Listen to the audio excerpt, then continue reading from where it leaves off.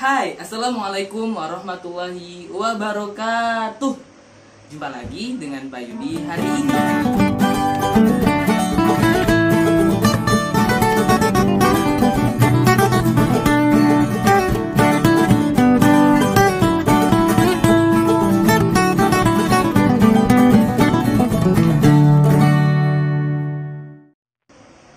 Saat ini kita akan belajar tentang peristiwa kebangsaan masa penjajahan.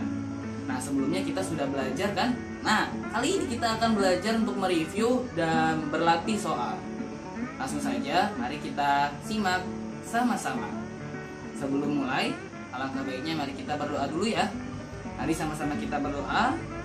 Berdoa dimulai.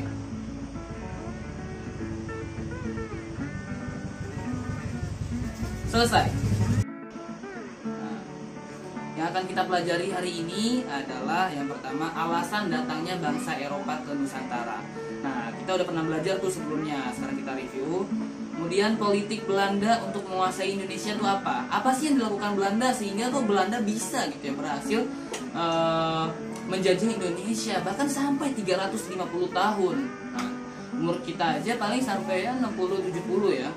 Ini 350 tahun, berarti bergenerasi-generasi dari kakek, anak, cucunya dijajah semua. Kemudian bagaimana perlawanan kita nih terhadap bangsa Eropa? Ya, terhadap bangsa Eropa. Kemudian bagaimana rasa persatuan dan mulai adanya pergerakan nasional? Bagaimana tuh peristiwanya? Prosesnya, sejarahnya, kita akan pelajari itu. Sampai kedatangan bangsa Jepang. Oke, langsung saja. Sejarah datangnya bangsa Eropa. Nah, ini udah pernah kita bahas nih sebelumnya. Awalnya tahun 1453, Konstantinopel sebagai wilayah penting pusat perdagangan Eropa. Nah, itu direbut oleh Kesultanan Ottoman sehingga bangsa Eropa tidak bisa mendapatkan rempah-rempah. Jadi dia harus mencari berbagai macam kebutuhan itu, khususnya rempah-rempah. Dia cari ke negara-negara lain, khususnya negara-negara Asia. Termasuk wilayah Indonesia di situ. Nah, bangsa Eropa pertama kali yang datang ke Nusantara adalah bangsa Portugis, yaitu pada tahun 1512. Nah, bangsa Portugis datang pertama kali ke Maluku. Tapi akhirnya dia tetap diusir oleh rakyat Maluku. Nah, khususnya yang dipimpin oleh Sultan Babullah dari kerajaan Ternate. Jadi tahun 1512 baru datang, tahun 1575 baru diusir oleh kerajaan Ternate yang dipimpin oleh Sultan Babullah. Nah, selain itu Portugis juga datang ke daerah Sunda, Jawa Barat, ya Pulau Jawa ya. Pulau Jawa waktu itu ada kerajaan Pasundan atau kerajaan Sunda, kerajaan Pasundan ya. Itu pada tahun 1512. Tapi akhirnya diusir juga tahun 1527-nya. Tapi pada saat itu kerajaan Pasundan sudah diambil alih oleh kerajaan Demak. Di Pulau Jawa saat itu dikuasai oleh kerajaan Demak pada tahun 1527. Nah, pemimpin yang berhasil mengusir Portugis yang ada di Pulau Jawa pada saat itu adalah namanya Fathahillah ya, Raden Fathahillah tahun 1527. Oke. Nah, kenapa sih bangsa Eropa tuh pada datang ke Nusantara? Ya, itu tadi bangsa Portugis ya. Selain bangsa Portugis itu juga ada bangsa Belanda sebetulnya. Kalau bangsa Portugis itu dipimpin oleh Alfonso de Berwick, ya itulah namanya. Kemudian kalau Belanda juga datang yang dipimpin oleh banyak sekali jenderal-jenderal dan pasukan-pasukannya ya. Salah satu yang terkenal adalah Cornelis de Houtman yang memimpin pasukannya datang ke wilayah Jawa, khususnya pada saat itu daerah Banten ya. Nah, kenapa sih kok bangsa ke Eropa itu ke Nusantara selain mencari rempah-rempah tadi? Ada banyak sekali motif atau tujuannya, alasannya dia datang ke Indonesia. Selain untuk mencari rempah-rempah, kemudian untuk mencari kekayaan atau gold sebanyak-banyaknya. Jadi dia terkenal sekali dengan istilah 3G-nya, 3G, 3G. Yang pertama adalah gold atau emas ya, artinya melambangkan kekayaan. Jadi dia mencari kekayaan sebanyak-banyaknya dengan berdagang, dengan menjual, bahkan dengan cara merampas kekayaan alam, bahkan kekayaan sumber daya alam, manusianya juga dimanfaatkan oleh bangsa Eropa tersebut. Selain gold atau kekayaan juga ada namanya glory ya. Glory adalah kejayaan ya. G pertama gold, G kedua glory, dan yang ketiga adalah gospel atau menyebarkan ajaran agama Kristen.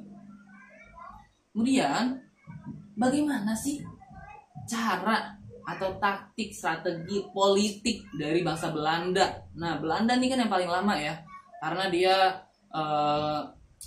berbagai cara dia lakukan. Kalau Portugis itu yang merampas dengan cara menjual dan ya gitulah ya. Kemudian politik bangsa Belanda nih, strateginya, taktik, siasat, strateginya lah pokoknya yang dilakukan oleh Belanda. Yang pertama adalah tadi ya 3G atau 3G, Gold, Glory, Gospel. Nah, itu yang menjadi motivasi dia sehingga kuat untuk ada motivasinya, ada tujuannya, visinya ada. Selanjutnya ada VOC. Nah, VOC ini adalah kongsi perdagangan terbesar milik Belanda. Jadi Belanda punya, bahkan dia juga memonopoli perdagangan sehingga dia dapat dan berhak untuk menentukan harga pasar. Jadi terserah dia mau jual dengan harga berapa, dengan keuntungan yang bisa dia miliki berapa, karena dia memonopoli perdagangan saat itu. Bahkan dia juga mencetak uang dan sebagainya. Kemudian ada tanam paksa atau Kulturstelsel. Nah, tanam paksa itu jadi petani-petani, kemudian ya pekebun, semuanya diminta untuk menanam tanaman sesuai dengan keinginan Belanda. Kemudian dari hasil tanaman itu udah kita yang tanam, kita yang bekerja, kita yang capek, kita yang modal. Tapi yang mendapatkan keuntungannya itu semuanya Belanda. Bahkan kita juga ikut bayar pajak yang sangat besar. Nah, ini sangat menyiksa kita. Sangat menyiksa bangsa kita saat itu. Ya, namanya juga penjajahan ya. Jadi sangat merugikan ya, untuk bangsa yang dijajah ya. Selanjutnya ada kerja rodi atau kerja paksa. Nah, pada saat itu si Belanda ini membutuhkan jalan karena akses jalan di Indonesia atau di Pulau Jawa juga itu masih banyak hutan, banyak rawa-rawa, jadi nggak ada akses jalan yang bagus. Akhirnya buatlah jalan dari Anyar sampai Panarukan, sepulau Jawa, dari Banten sampai Jawa Timur, semuanya itu dibuat jalan. Pada saat itu banyak sekali bangsa kita ya, masyarakat kita, rakyat kita yang meninggal hanya karena membuat jalan tersebut, karena kecapean, karena sakit dan sebagainya. Selanjutnya ada Divide et Impera. Divide et Impera ini adalah politik pecah belah bangsa Belanda, mengadu domba. Jadi bangsa kita ini kan mempunyai banyak sekali keragaman dan perbedaan. Dari etnis, budaya, terus agama, semuanya beda-beda, banyak sekali perbedaan. Nah, perbedaan-perbedaan itulah yang dimanfaatkan oleh bangsa Belanda. Sehingga kita gampang diprovokasi, gampang diadu domba, gampang berantem, gampang ribut satu sama lain. Padahal kita sama-sama di daerah Indonesia ya, di daerah Nusantara saat itu. Akhirnya ya karena ribut mulu, berantem mulu, ya kita nggak ada pikiran buat melawan Belanda, karena kita pikirannya adalah melawan sesama saudara, sesama yang dijajah. Belum ada pikiran untuk bersatu saat itu. Jadi gampang sekali diadu domba. Bahkan di satu kerajaan atau di satu kesultanan bisa loh diadu domba oleh mereka, bisa diadu domba oleh Belanda. Bahkan mereka juga ikut campur untuk kebijakan-kebijakan dari kerajaan-kerajaan yang ada di Indonesia saat itu.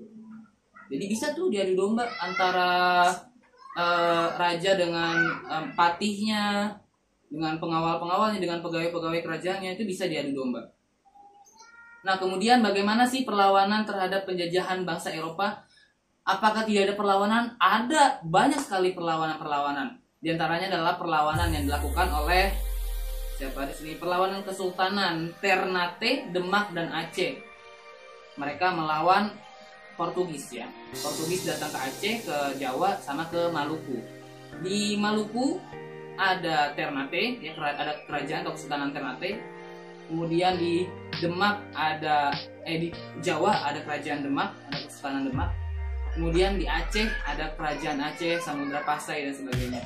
Nah, mereka berhasil mengusir Portugis dengan senjata ya, dengan perlawanan fisik. Kemudian ada juga perlawanan-perlawanan banyak sekali di sini, diantaranya dari Sultan Agung, dari Mataram, ini kerajaan-kerajaan semua, ya, kerajaan dan kesultanan semua. Kemudian Sultan Iskandar Muda dari Aceh, Sultan Hasanuddin dari Kerajaan Goa, Sulawesi. Kemudian ada Untung Suropati dan Suronojoyo dari Jawa, Sultan Ageng Tirtayasa dari Banten, ada Sultan Baharudin dari Palembang, sebelumnya ada Patimura dari Maluku. Kemudian, nah kamu lihat gambarnya sendiri ya. Sebagian dari pahlawan-pahlawan ini kamu sebetulnya sudah tidak asing karena ada di uang lembaran rupiah kita ya. Kemudian Patimura tadi ada, terus Sultan Badarudin dari Palembang, Tuanku Imam Bonjol Minangkabau, Pangeran Diponegoro dari Jawa, Tengku Umar, Tengku Umar, Cikditiro, Cut Nyadin, nah itu semua dari Aceh. Kemudian ada anak Agung Made dari Lombok, Made.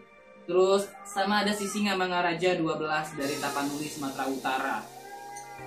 Masih banyak lagi pahlawan-pahlawan, tokoh-tokoh kebangsaan pada saat masa kita dijajah ya, pada saat melawan langsung bangsa-bangsa Eropa tersebut. Masih banyak sekali. Kita bisa tonton, bisa baca dari berbagai sumber lainnya, ya, sehingga bisa menambah rasa nasionalisme kita.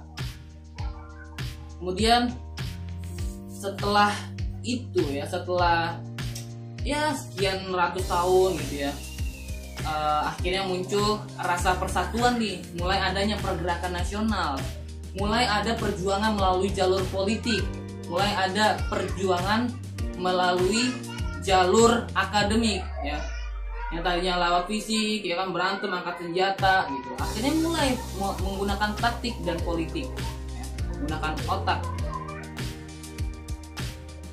Akhirnya sadar nih kan, udah Belanda kan juga membuat sekolah ya, sekolah Belanda, ada sekolah kedokteran, ada sekolah-sekolah lainnya gitu, yang awalnya sekolah-sekolah tersebut digunakan untuk kepentingan Belanda sendiri. Dia ingin mencari tenaga kerja yang profesional tapi dibayar murah. Akhirnya memanfaatkan, dibuatlah pendidikan-pendidikan di Indonesia ya, dengan harapan setelah itu banyak tenaga profesional gitu. Nah, bangsa Indonesia memanfaatkan pendidikan itu dengan sangat baik ya. Tapi saat itu memang pendidikan hanya bisa dimanfaatkan oleh kalangan-kalangan tertentu, diantaranya adalah kalangan bangsawan dan sebagainya. Makanya banyak juga tuh kalangan bangsawan yang berusaha untuk memperjuangkan pendidikan supaya pendidikan bisa dirasakan oleh semua orang. Nah, oke, singkat cerita, ada Stovia. Stovia adalah salah satu pendidikan dokter yang sangat terkenal saat itu, yang memunculkan berbagai macam tokoh nasional, diantaranya adalah Budi Utomo. Budi Utomo adalah pergerakan nasional pertama kali di Indonesia pada tahun 1908 ya.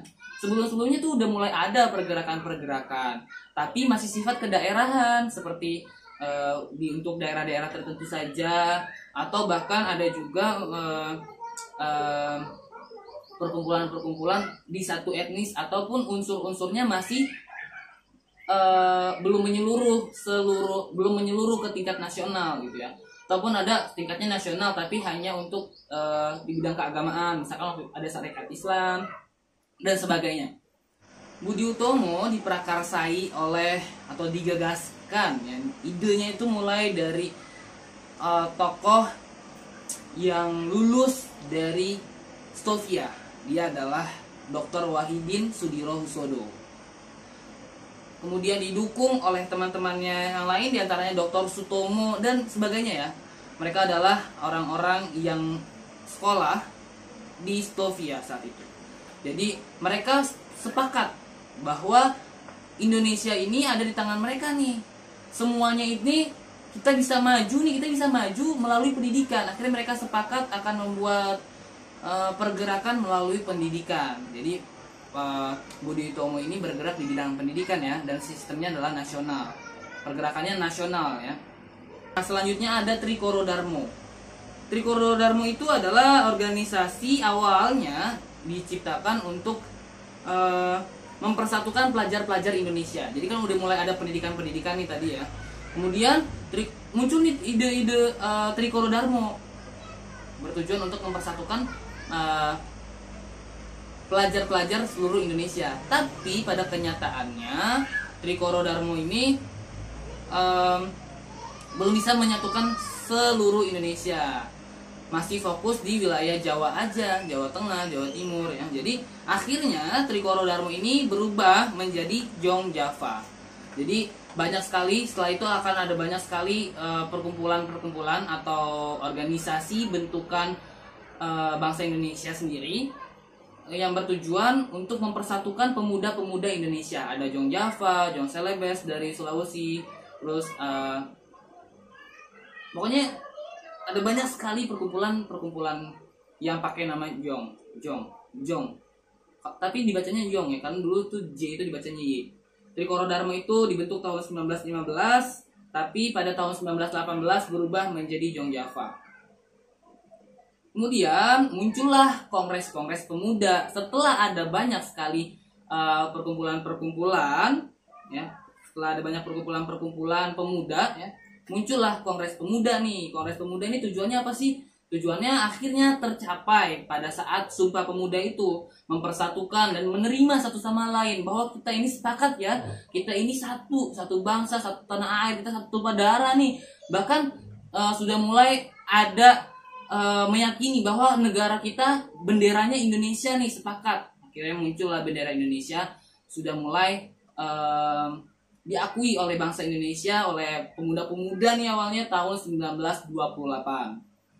Sepakat juga bahwa ada dinyanyikan lagu Indonesia Raya tuh sudah dinyanyikan pada tahun 1928. Walaupun Indonesia baru merdeka 1945, 1928 tuh udah ada lagu Indonesia Raya. Dan sepakat ini akan menjadi lagu kebangsaan kita, Indonesia Raya. Sepakat juga bahwa kita semua satu. Masya Allah ya, pada saat itu kita sudah sadar betul, kita sudah semangat betul bangsa pemuda-pemuda pada saat itu untuk bersatu. Tapi miris nggak? Sekarang banyak sekali tawuran, berantem antar kelas, bahkan antar sekolah, antar kampung. Padahal dulu kita susah betul untuk melakukan pergerakan perjuangan untuk mereka. Nah, Sumpah Pemuda ya pada akhirnya tadi. Kemudian datang bangsa Jepang. Sebelumnya nih, sebelum datang bangsa Jepang nih, sebelum bangsa Jepang ngapa-ngapain gitu ya, sebelum bangsa Jepang menjajah, Jepang tuh cari muka gitu ke bangsa Indonesia. Dia bilang, "Hei, aku ini orang Jepang nih. Aku ini akan memimpin negara Asia. Aku akan melindungi negara Asia dari bangsa-bangsa Eropa. Kita nih sama-sama Asia. Tenang aja, aku akan menjadi kakak kamu, aku akan menjadi pelindung kamu, aku akan menjadi cahaya kamu untuk Asia. Aku pemimpin Asia." Nah, Jepang ngaku-ngaku kalau dia tuh pemimpin Asia, cahaya Asia dan sebagainya. Akhirnya tentu kedatangan bangsa Jepang itu disenangi oleh bangsa Indonesia karena merasa wah akhirnya ada yang bela ini dari Asia nih gitu sebagainya. Padahal Jepang itu akhirnya menjajah kita juga dengan apa? Romusa atau kerja paksa. Di saat ini Romusa ini sangat sadis ya, sangat parah. Romusa kerja paksa untuk melakukan pekerjaan-pekerjaan sesuai dengan perintah Jepang. Baik itu di bidang pertanian, di bidang pembangunan, industri, pabrik, kemudian bahkan sampai pelecehan-pelecehan yang terjadi pada bangsa kita. Kemudian kerja paksa yang tanpa upah, terus wajib militer, petani. Akhirnya pada saat itu, apalagi nih, ketika Jepang sudah terdesak oleh sekutu, oleh Amerika dan teman-temannya ya sekutu, Jepang mulai membawa orang-orang Indonesia untuk ikut perang, membawa negaranya, membawa negara Jepang. Dipaksa untuk dilatih, pegang senjata untuk ikut perang. Ada baiknya juga sih, ada baiknya. Jadi baiknya adalah kita jadi mulai belajar nih. Orang-orang Indonesia jadi mulai belajar pegang senjata. Yang tadinya masih pegang bambu runcing pada saat melawan Belanda masih pakai bambu runcing. Sekarang mereka sudah paham pegang senjata karena dididik oleh militer Jepang.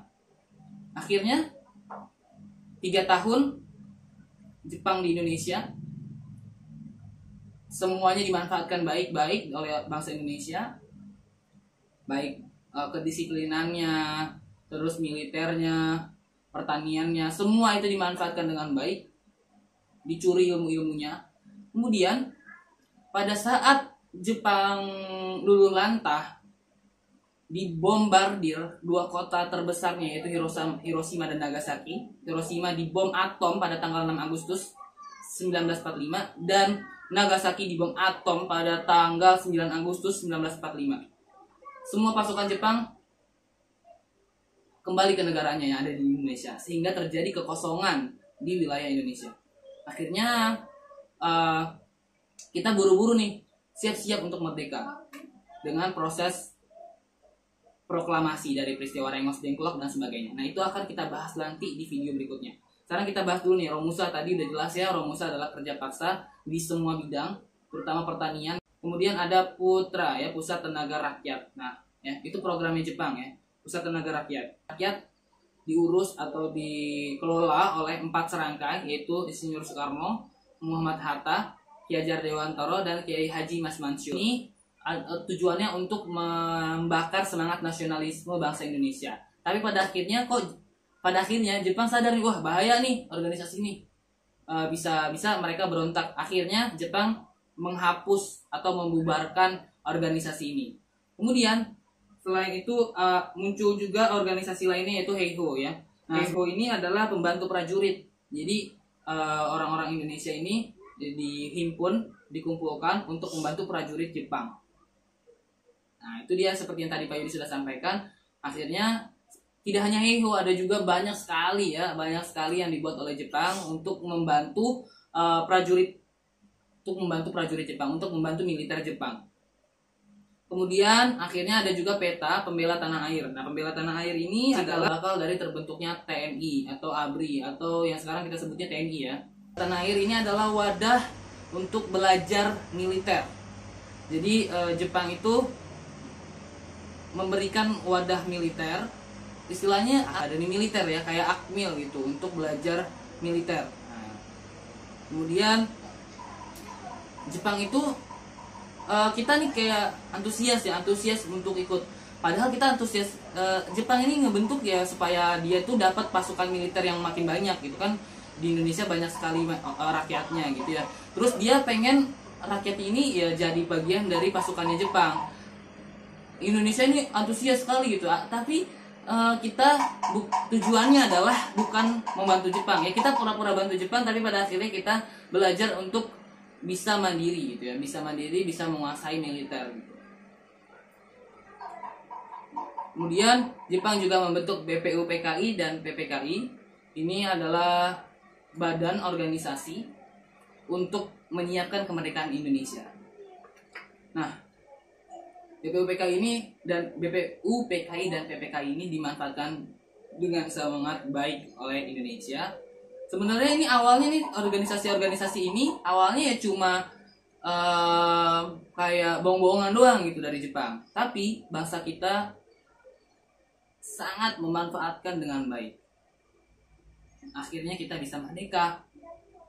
Banyak sekali prosesnya selama BPUPKI dan PPKI juga.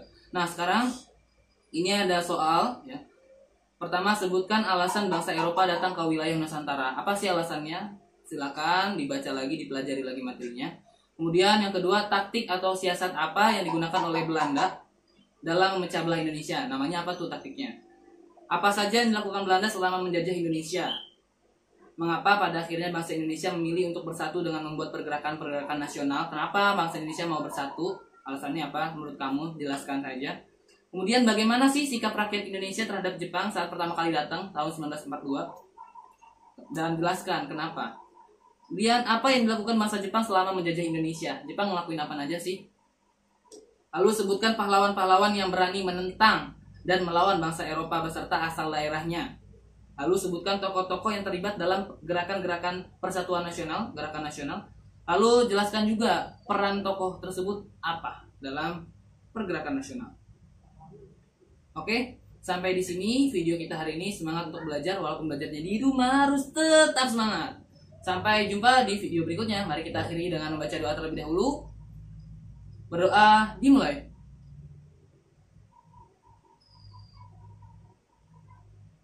Selesai.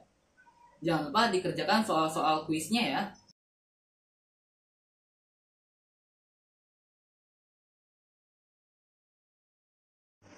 Nah, jangan lupa dikerjakan tugas-tugasnya, soal-soal ini dikerjakan. Semangat belajar, sampai jumpa di video berikutnya.